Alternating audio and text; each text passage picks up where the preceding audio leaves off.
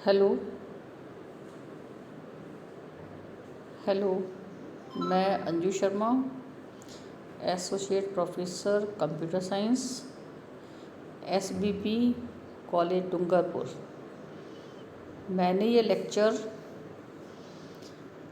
SBP college के students के लिए बनाया है जिन्होंने मैथ्स फिजिक्स के साथ में बीएससी सेकेंड ईयर में कंप्यूटर साइंस ऑप्ट कर रखा है। हमारी यूनिवर्सिटी में ये पेपर 2212 कोड नाम से सिलेबस में अवेलेबल है। इसका नाम है database management system. Database management system को एज पर योर सिलेबस पढ़ाने के लिए जो 2 बुक्स रिक्वायर्ड है एज ए टेक्स्ट बुक, आप रेफरेंस बुक और ले सकते हैं, लेकिन एज टेक्स्ट बुक जो मेन जो 2 बुक्स हैं जिससे आपका most of the syllabus as per the requirement of BSc second year students cover होता है, वो एक है सीजे डेट की किताब, database system by CJ Date. बहुत पॉपुलर बुक है डेटाबेसेस की। और नेक्स्ट बुक है जिसको हम बोलते हैं database system concept by Korth. CJ Date की मैंने आपको फ़ोटो भी दे दी है सीजे डेट की। वो आपके पास में जो बुक थी वो नरोसा पब्लिशिंग की थी। और ये कोर्थ सिल्वर साथ सुदर्शन की जो बुक है वो मैग्रो हिल की बुक है। और मैं दोबारा यही कहूँगी कि ये दोनों जो बुक्स हैं आपकी कंप्लीट सिलेबस कवर करती हैं, ऑलमोस्ट कंप्लीट आपका डेटाबेस मैनेजमेंट सिस्टम का। अब अगर मैं डेटाबेस पढ़ना चाहती हूँ तो डेटाबेसेस पढ़ने के लिए सबसे पहले आपका जो सीजी डेट है उसका फर्स्ट चैप्टर है। उसके फर्स्ट चैप्टर में बहुत ही ब्यूटीफुल डेफिनेशन दे रखी है डेटाबेसेस की।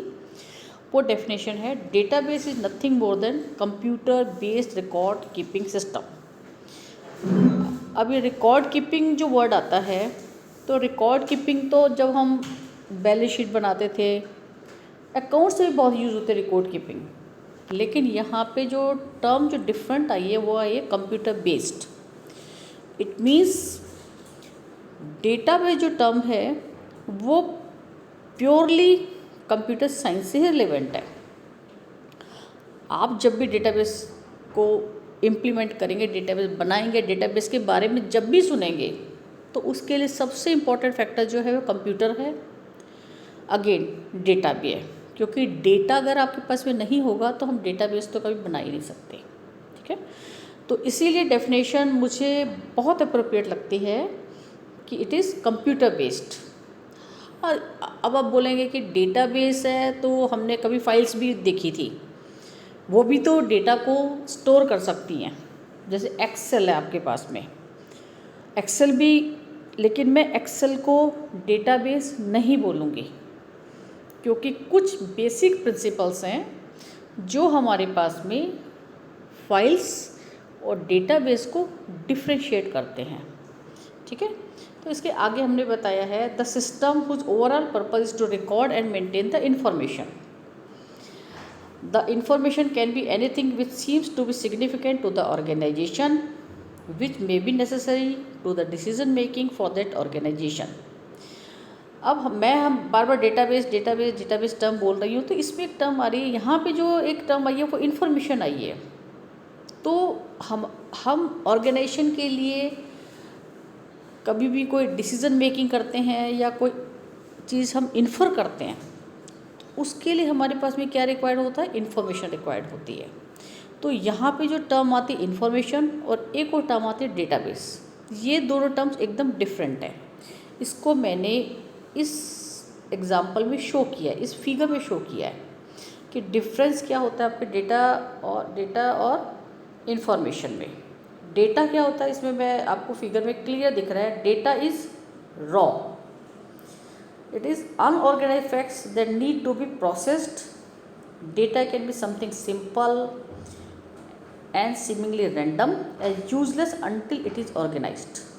मतलब डेटा के बारे में यहाँ तक बोला गया है, it is useless until it is organised. जैसे मैं एक नंबर बोलती हूँ 10 डिजिट का 7976161523, क्या ये डेटा है? क्योंकि अभी ये जो 10 डिजिट्स हैं, उन 10 डिजिट से हम कुछ भी नहीं समझ रहे। ये 10 डिजिट है जो मैंने आपको बोल दी है, लेकिन अगर मैं बोलती हूँ ये 10 डिजिट जो हैं, जो मैंने आपको बोली, ये 10 डिजिट्स वो नंबर हैं जो मेरे मोबाइल के नंबर हैं, तब ये क्या बन जाती है? इन्फॉर्मेशन। आपको मैं अगर अपना नाम बस अंजू बोल रही हूँ, तो ये क्या डेटा है? ये इन्फॉर्मेशन नहीं है जब तक कि ये आप लोगों के लिए मैं रिलेट नहीं करती अपने आप से। किस तरीके से? मैं आपकी ऐसे यहाँ पे एसोसिएट प्रोफेसर हूँ और मैं आपको DBMS का पेपर पढ़ा रही हूँ, वरना नाम तो क्या है? ये नाम तो एक सिर्फ डेटा है। लेकिन जब मैं आपको पढ़ा रही हूँ तो मैं ये मेरा नाम क्या बन जाता है? एसोसिएट प्रोफेसर के साथ लिंक होके आपके लिए इन्फॉर्मेशन बनती है। तो जब हम इन्फॉर्मेशन की डेफिनेशन यहाँ पे देख रहे हैं, तो इन्फॉर्मेशन की डेफिनेशन में लिखा हुआ है when data is processed, processing of the data, organised, structured and present in a given context so as to make it useful is called information।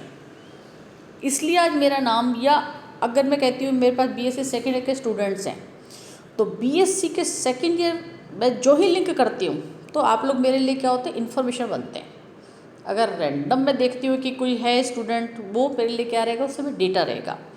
तो मुझे बात समझनी चाहिए कि डेटा और इन्फॉर्मेशन में डिफरेंस क्या होता है? डेटा रॉ होता है, इन्फॉर्मेशन क्या होती है?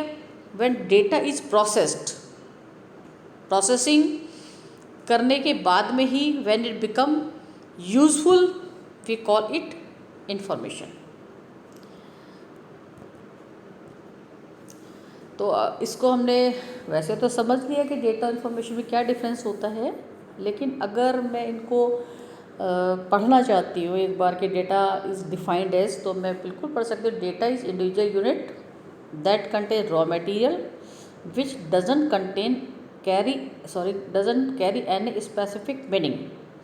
वही इन्फॉर्मेशन क्या है आपके पास में? Information is processed organise data present in given context and is useful to we all. And information is a group of data that collectively carry logical meaning. When the data is grouped, it is processed, well organized, and we can infer something from it. We can get something informative from it, which will be useful for us. Then the data is converted to information. अब हम आपको databases, हम database पढ़ रहे थे, तो database को हम जब भी पढ़ रहे हैं तो डेटाबेस के हमें क्या पता होना चाहिए? सबसे पहले क्या क्या इसके कंपोनेंट्स हैं। हम डेटाबेस के 4 कंपोनेंट्स बोलते हैं main: data, hardware, software, users. तो डेटाबेस मैंने बोलना तो शुरू किया, लेकिन डेटाबेस का जो पेपर है ये पढ़ाने में, और जब आप इसको पढ़ाने में आसान नहीं होता, लेकिन जब आप इसको सुनेंगे, जिस तरह से मैं बोलूँगी, तो आपको ही लगेगा ये जो पेपर है वो one of the easiest paper है। लेकिन जब आप इसको लिखने बैठेंगे ना, तो इसमें जो अभी तो बहुत ही आसान टर्म्स आई हैं, तो इसकी टर्मिनोलॉजीज जो आएगी वो इतनी टफ है इसकी टर्म्स, और उनको डिफ़ाइन करना भी इतना ईजी नहीं है जितना हम इसको सिर्फ और सिर्फ देख के सोचते हैं कि सुनकर हमें लगता है कि ये पेपर बहुत आसान है, लेकिन ये इतना आसान नहीं है। तो मैं जब भी पढ़ा रही हूँ आप लोग इसको बड़े ध्यान से सुनिएगा। जैसे मैं डेटा बोलती हूँ, हालांकि मैंने डेटा आपको बता दिया है, मैंने एक सिंपल सा एग्जांपल दिया था, एक 10 डिजिट नंबर मैंने कॉल किया अभी, उस 10 डिजिट नंबर को मैंने बोला डेटा। तो डेटा हमारे पास में डेटाबेस में इसी तरह से होगा, जैसे किसी का नाम आपने लिया, नेम, जो आप कभी बहुत छोटे हुआ करते थे तब आप लिखते थे, अपना नाम लिखते थे, अपनी क्लास लिखते थे, अपना सब्जेक्ट लिखते थे, अपना रोल नंबर लिखते थे। तो ये क्या बन जाता है मेरे पास में? नेम है, क्लास है, सब्जेक्ट है, रोल नंबर है। तो नेम मेरे पास में डेटा है, सब्जेक्ट मेरे पास में डेटा है, रोल नंबर मेरे पास में डेटा है, क्लास भी मेरे पास में डेटा है। जब मैं सबको एक साथ स्टोर कर लेती हूँ, मैं इंडिविजुअली डेटा को नहीं रेफ़र करके, इंडिविजुअल फील्ड्स को नहीं रेफ़र करके, मैं इसको एक साथ जब रेफ़र करती हूँ, जब मैं रोल नंबर, नेम, क्लास और सब्जेक्ट को रेफ़र करती हूँ, तो ये मेरे पास में क्या बन जाता है, कंप्लीट रिकॉर्ड बन जाता है, किसी एक स्टूडेंट का रिकॉर्ड। अब मेरे पास में जब किसी एक स्टूडेंट के रिकॉर्ड्स को मैं देखती हूँ, नेक्स्ट स्टूडेंट का रिकॉर्ड उसमें ऐड करती हूँ, थर्ड है, फोर्थ है, फिफ्थ है, मेरे पास में जब n स्टूडेंट्स का रिकॉर्ड होता है तो n स्टूडेंट्स का रिकॉर्ड मेरे पास में क्या बनता है, फाइल बनती है। या अगर मैं हमेशा कहती हूँ फाइल और डेटाबेस में तो डिफरेंस है, मैंने कहा कुछ बेसिक प्रिंसिपल्स को फॉलो करके ही हमारे पास में डेटाबेस बनेगा। फाइल तो आप बोल सकते हैं मेरे पास में कोई फाइल है, बहुत सिंपल सा एग्जांपल होता है फाइल का। मैं आज आपके अटेंडेंस लेने बैठी हूँ, सपोज़ मैंने क्या किया, खोल लिया एक MS वर्ड मैंने ओपन किया कंप्यूटर में। उस MS वर्ड में मैंने क्या किया, मेरे को अटेंडेंस लेनी है। मैं अटेंडेंस किस तरीके से ले रही हूँ, मान लो फर्स्ट स्टूडेंट है जो भी मेरे को दिख रहा है या जो क्लास में सबसे पहले एंटर करा था, मैंने उसका नाम, मैंने सीरियल नंबर डाला, उसका नाम लिख दिया, वो मेरे पास में फर्स्ट स्टूडेंट है।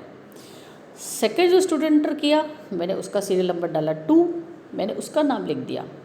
थर्ड स्टूडेंट एंटर करता है, मैं उसका नाम, सीरियल नंबर डालती हूँ, नाम लिख दिया। इस तरीके से जब मेरे पास में जितने भी स्टूडेंट्स हैं जो उस क्लास में एंटर करते हैं, मैं उनका सीरियल नंबर बढ़ाती जाती हूँ, उनका नाम लिखती जाती हूँ कि ये वो सारे स्टूडेंट्स हैं जो आज मेरी क्लास में प्रेजेंट हैं। लेकिन इसमें आपने देखा कि मैंने जब सीरियल नंबर तो ओके किया 1 to n, लेकिन यहाँ पे मैंने जो स्टूडेंट्स के नाम एंटर किए हैं, वो स्टूडेंट का नाम मैंने कैसे एंटर किए हैं, on the way they have entered in my class. तो ये सबसे सिंपल है हमारे पास में फाइल ऑर्गेनाइजेशन का तरीका, जिसको सीरियल फाइल कहते हैं। जैसे वो स्टूडेंट आया, मैंने उसका नाम एंटर कर दिया रजिस्टर में, ये मैंने फाइल बनाई, मैंने MS वर्ड में भी बनाई, लेकिन ये डेटाबेस नहीं है। इसमें मेरे पास में डेटा भी है, और सेकंड जो मैं कंपोनेंट बोल रही हूँ हार्डवेयर, तो हार्डवेयर भी नेचुरल मैं इसमें सिस्टम यूज़ कर रही हूँ, कंप्यूटर सिस्टम, हार्ड डिस्क है, मेमोरी, सारा मैं हार्डवेयर जितना भी सोचती हूँ वो मेरे पास में इसमें अवेलेबल है, ठीक है ना। थर्ड जो कंपोनेंट सॉफ्टवेयर MS वर्ड है, वो मेरे पास में एक एप्लीकेशन सॉफ्टवेयर जो मैं यूज़ कर रही हूँ, वो भी है। यूज़र्स भी है, यहाँ पे यूज़र क्या हूँ, मैं हूँ। लेकिन ये फाइल्स जो मैं बताऊँगी आपको, आगे जब हम पढ़ते जाएंगे तो हमें समझ आएगा कि ये जो फाइल्स हैं वो बेसिकली डेटाबेस से डिफरेंट है। क्योंकि अभी तो मैंने क्या बोला, मैंने MS वर्ड में फाइल क्रिएट की, मैंने एक भी बार वर्ड नहीं यूज़ किया कि MS वर्ड को यूज़ करते हुए मैंने डेटाबेस ऑर्गेनाइज़ किया, नहीं, मैंने फाइल क्रिएट की, और वो फाइल क्रिएट की जो सबसे simplest way of creating the file है, वो है सीरियल फाइल, ठीक है। तो मैंने फाइल क्रिएट की है, यहाँ पे मेरे पास में डेटा है, हार्डवेयर भी है, मोर और लेस हार्डवेयर हमारा इतना डिफरेंट नहीं होगा डेटाबेसेस में, ठीक है। हार्डवेयर नेचुरल है, वो कंप्यूटर ही यूज़ करेंगे। अब हमारे पास में सॉफ्टवेयर, यहाँ पे मैंने जो सॉफ्टवेयर यूज़ किया था, मेरे पास में एक एप्लीकेशन सॉफ्टवेयर था जिसको मैंने क्या कॉल किया, MS वर्ड कॉल किया। लेकिन यहाँ मेरे पास में सॉफ्टवेयर क्या होगा, DBMS, डेटाबेस मैनेजमेंट सिस्टम। यहाँ पे मुझे एक DBMS पैकेज यूज़ करना पड़ेगा, उसी की हेल्प से हम डेटा को ऑर्गेनाइज कर सकते हैं। ओके।